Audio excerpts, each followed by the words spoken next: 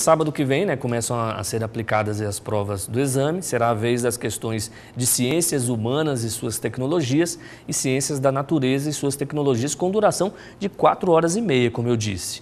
Ontem o SBN Manhã trouxe dicas de matemática e hoje é a vez da história com o professor Paulo César. Muito bem, como vocês sabem, a disciplina de história é uma disciplina que traz uma forte carga de conhecimento que serve para que você tenha um melhor entendimento do mundo atual. Então, o vestibulando, justamente, que está se preparando para a realização do Enem, ele tem que ficar muito atento aos principais fatos que marcaram, principalmente esse último ano aí de 2013. E são esses fatos que nós pegaremos para dar algumas dicas importantes para que vocês não esqueçam que história é estar justamente buscando não só o conhecimento do passado, mas também como do presente. Vamos lá. Tivemos alguns fatos que realmente chamaram muita atenção nesse ano de 2013 e que pode ou que tem enorme possibilidade de aparecer em questões do Enem. Vamos começar lá no início de 2013. Foi a questão justamente da crise na Coreia, pessoal. Lembram?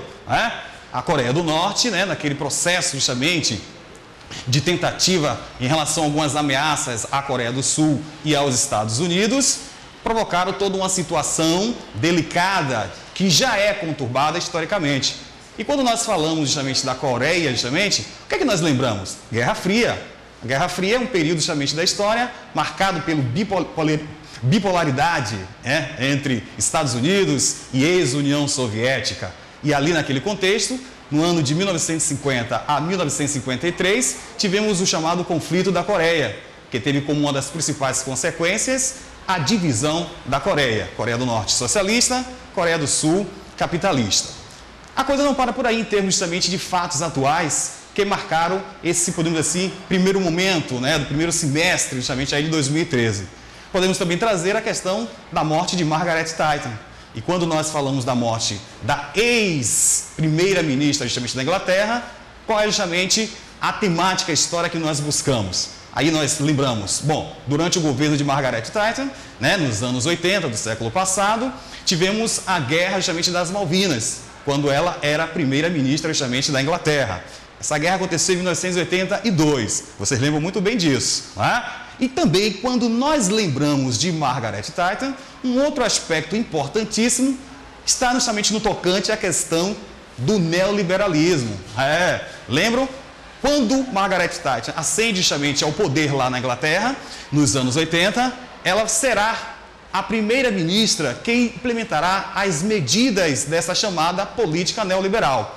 Mas a coisa não ficou reduzida apenas à Inglaterra, não. Como a gente pode relembrar, lá nos Estados Unidos, ascende ao poder Ronald Reagan, em 1979, que também vai implementar essa política neoliberal.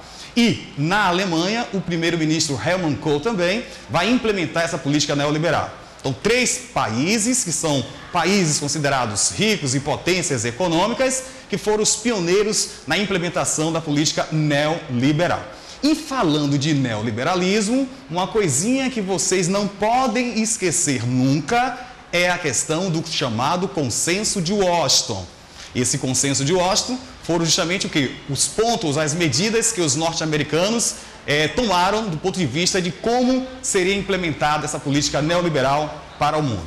Então, temos aí esse fato de 2013, relacionado à morte justamente de Margaret Thatcher, que pode ser também solicitado de vocês. Que, aliás, já foi sinalizado em alguns vestibulares aí, antecedendo a questão justamente do Enem. Um outro fato também está ligado à morte de um outro chefe político, que foi justamente Hugo Chávez.